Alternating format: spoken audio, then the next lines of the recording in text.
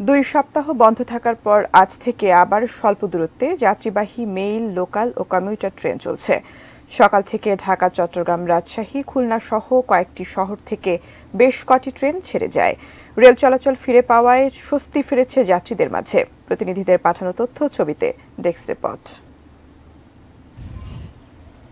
কোটা আন্দোলনের সময় সহিংসতার মুখে গত 18 জুলাই থেকে সারা দেশে ট্রেন চলাচল বন্ধ করে দেয় রেল কর্তৃপক্ষ।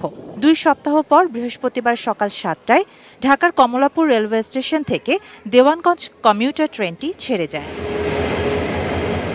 ঢাকা থেকে গাজীপুর হয়ে জামালপুর কমিউটার ট্রেন ছেড়ে যায় প্রায় একই সময়ে। এছাড়াও ঈশ্বরদী কমিউটার, দেওয়ানগঞ্জ কমিউটার এবং গাজীপুরে 2 জোড়া এক্সপ্রেস ট্রেনও চলাচল করছে। আস্তে আস্তে সব ট্রেনই চালু করা হোক, তাতে সাধারণ মানুষ যাতায়াতের জন্য অনেক সুবিধা হবে। চট্টগ্রামে প্রাথমিকভাবে 3টি লোকাল ট্রেনের চলাচল শুরু হয়েছে।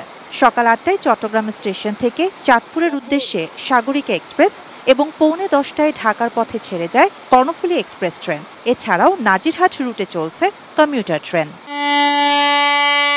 উত্তরের জেলা লালমনিরহাট স্টেশন থেকে আশপাশের জেলাগুলোয় চলাচল করছে 4টি ট্রেন। দীর্ঘদিন পরে ট্রেনটা চালু হওয়ার পরে অনেক স্বস্তি ফিরে আসছে জনগণের মাঝে।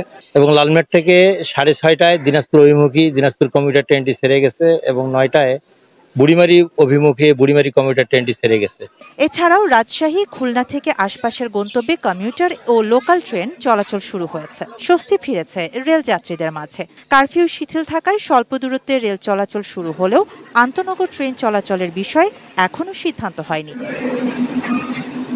শাহানা জাহান, ডেস্ক রিপোর্ট, ATN নিউজ।